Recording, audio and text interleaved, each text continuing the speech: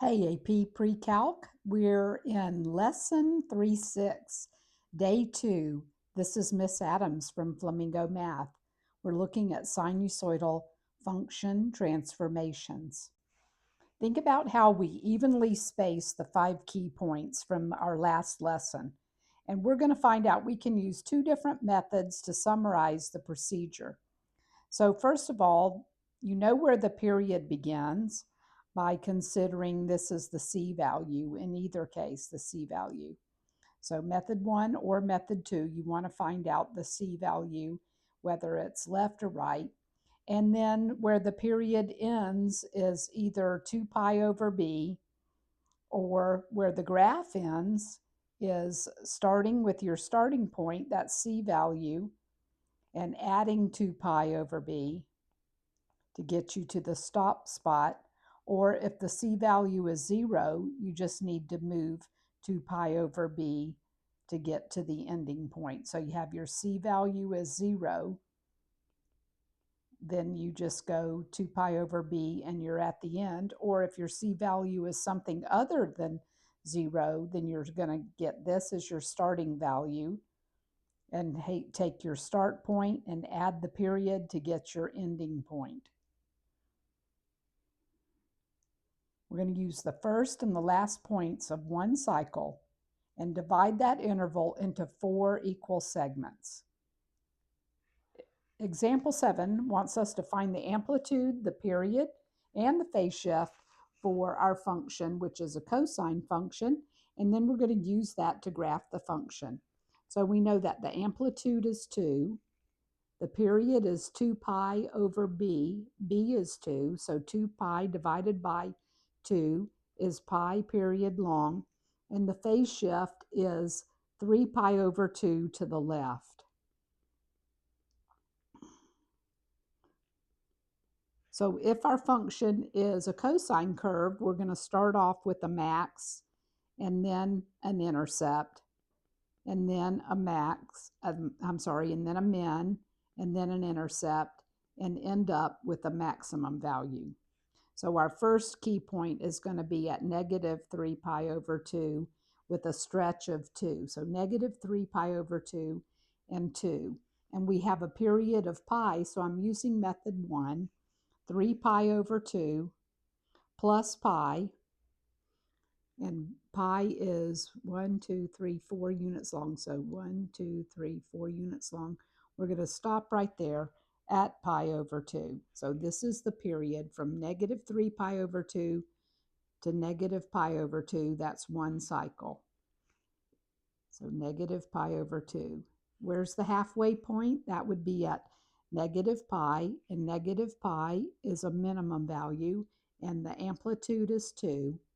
And then the intercepts would be at negative 5 pi over 4, which would be right there in between. And then at negative 3/4 pi, 3 pi over 4. So there's one cycle right there. Max, intercept, min, intercept, max. And we can repeat that pattern. Intercept, min, intercept, max, intercept, min, intercept, max, intercept, min. So we could get 1, 2, 3, and about almost 4 complete cycles following that repeated pattern. Example 8, given the equation for sine curve, describe the transformation that occurs from the parent graph y equals sine of x, and then let's sketch the graph. The first thing I notice is that a is negative, so that is going to cause a reflection over the x-axis. It's going to change our pattern. Instead of being intercept maximum, it's going to go intercept minimum. So we already know we're going to end up with an intercept minimum, intercept maximum, and finish with an intercept. This is our key points. We also know that we have a vertical dilation. Since the amplitude is 2, that's going to cause a vertical stretch, and the factor is 2.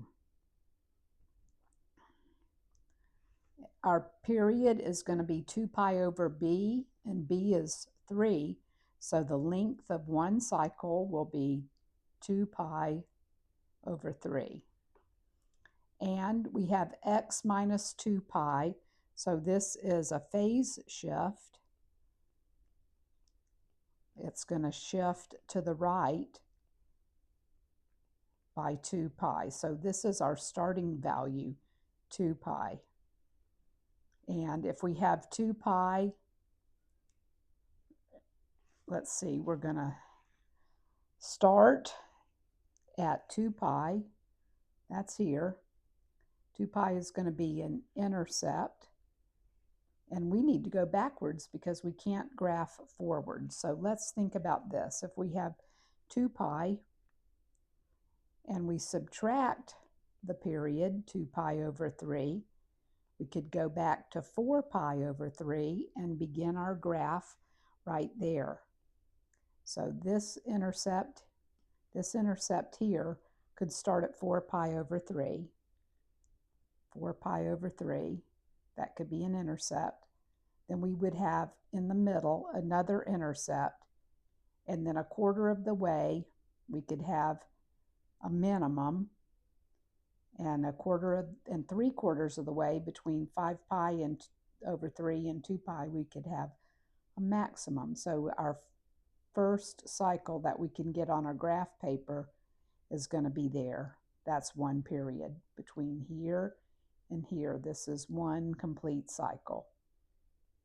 And then you can go backwards, noticing that for each vertical mark we have some kind of a point. Going backwards, we'd have intercept max, intercept min, intercept max, intercept minimum, intercept maximum, intercept minimum, intercept. So we could translate that and graph many complete cycles on that graph paper there. Moving on to example 9, let's determine the amplitude, period, midline for our cosine function, and then we're going to graph that between 0 and 12. First thing I notice is that my amplitude is 2, and the function is cosine, so our pattern will end up being minimum, intercept, maximum, intercept, minimum. The d value is 3, so y equals 3 is our midline for our graph. We can sketch that as a dotted line across at y equals 3. I'm going to call that my new x prime axis. The period is 2 pi over b. b is pi over 3, so 2 pi divided by pi over 3 becomes 6. Our period is 6. It's not 6 pi, it's just 6. We start at the c value. There's no c, so we have 0 for c, and we're going to stop at c plus our period. So we're going to stop where x is 6. And our first point is a minimum.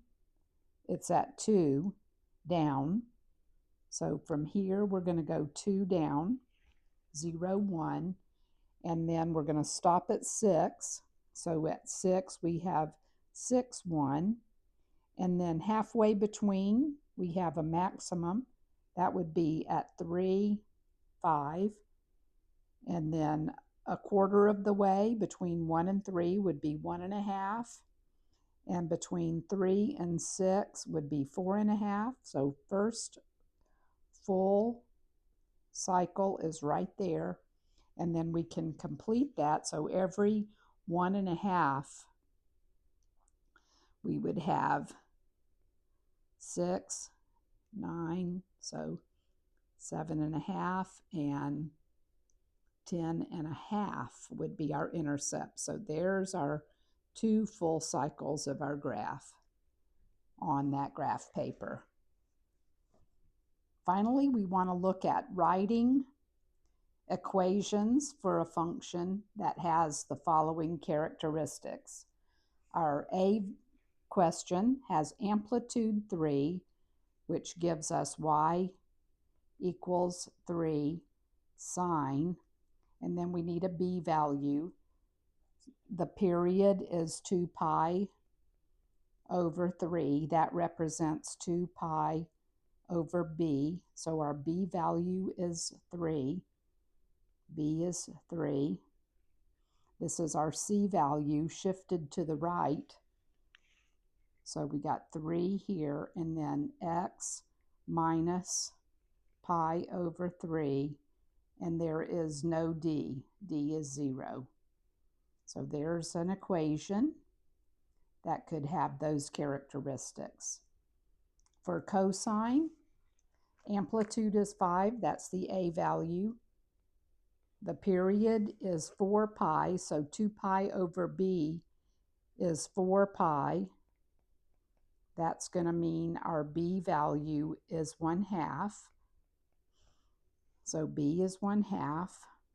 The C value is a shift left, so we're going to need to have x plus pi over 4. And this is our D value.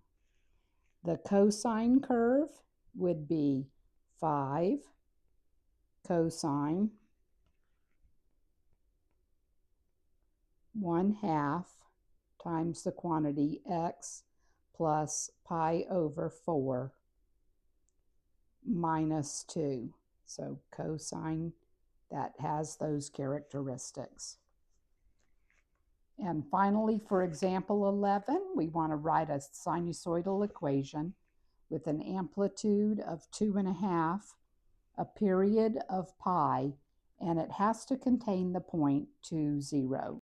So in a situation like this, there's going to be more than one possible right answer. But just for our example here, we know A is 2.5. We know 2 pi over B is pi, so B must be 2. And we know an x and y value must contain the point 2, 0. So one thing we could do, let's say we wanted to write a sine curve.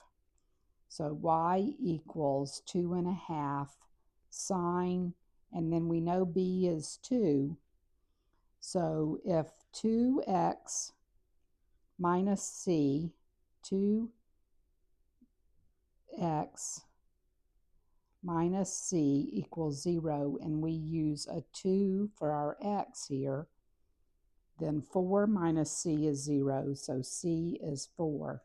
So we could say sine is 2x minus 4. We could also pull that 2 out and say y is 2.5 sine 2, and then x minus 2 would also be an appropriate way to write that. Whoop, I need an eraser here. X minus 2. And there's no D value, so plus 0. You could also do the same thing with cosine if you want. Anyway, we'll make a note that there's other possible answers. But I'm just going to do that one just for our example. For example 12, we want to find an equation. Here we're given the graph. We want to find the amplitude, the period, the phase shift, and the midline. We also want to verify our equation with a graphing utility. I'll leave that to you. But it looks like if the high point is 5 and the low point is 1, then 3 is going to be our midline, and you can tell that the intercepts are running right across there. There's an intercept, and an intercept. So the period appears to be 4 pi, starts at 0, stops at 4 pi. You've got 5 key points running along there, and those points are intercept, minimum, intercept, maximum, intercept. So if it went intercept minimum, then we know the A value has to be negative, and the A value is our amplitude, which appears as 2. So our amplitude is 2, but the A would be negative 2 in our equation. We also know that the period is 2 pi over B, and that turned out to be 4 pi, so our B value is a half, and C starts at 0, so there's no C value, and our D value is 3. So this pattern, what do we know? Intercept minimum. The pattern is a sine curve. It's a sine curve following that pattern. And again, the answers could be different, but for right now, we can say that this is y equals negative 2 sine of 1/2 x plus 3. And what do we have to do? We want to know the amplitude, the period, the phase shift, and the midline. We want to state the maximum and minimum points in one period and the point of inflection. Well, we just discovered that the maximum was 5, the minimum was 1, and the points of inflection are going to occur at, let's see how we could write this, 2 pi plus 2 pi times k, comma 3. So at 2 pi, if k was 0, we would have 2 pi. Yes, there's a point of inflection there. If k was negative 1, we'd have point of inflection there. And if k was 2, we'd have a point of inflection there. So that's a satisfactory explanation. Then we have one more to go. Let's take a look at that one. And again, you want to be aware that there could be other answers that are possible. In this last example, we noticed that the A value looks like it is looks like the A value is 4 here. A is 4.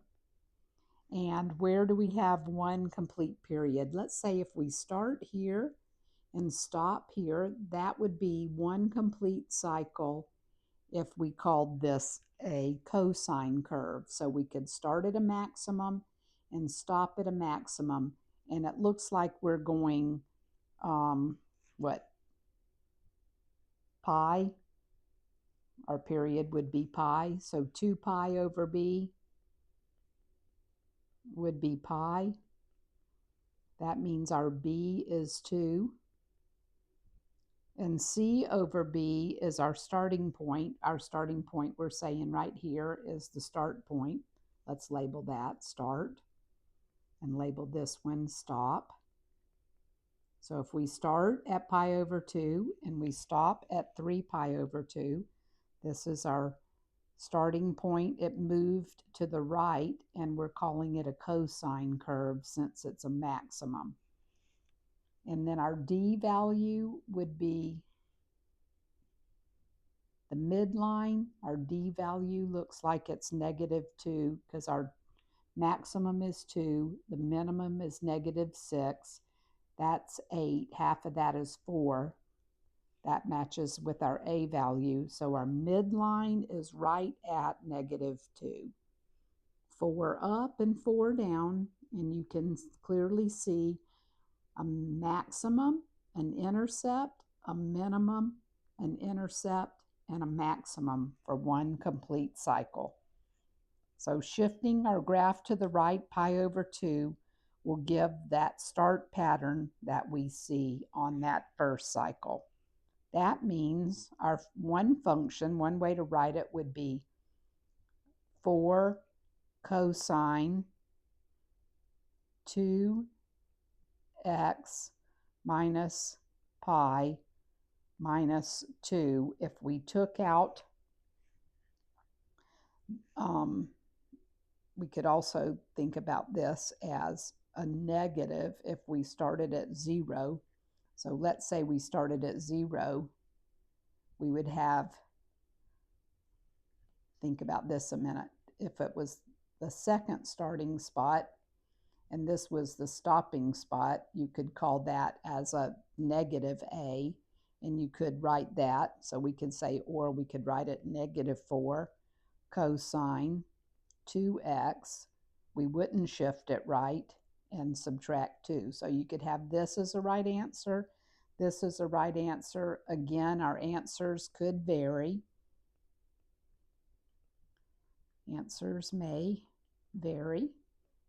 And then to finish up the question, our maximum is 2, the minimum is -6, and the points of inflection would happen, let's see, that would be at pi/4 plus the period plus the shift pi/2k, for k being an integer.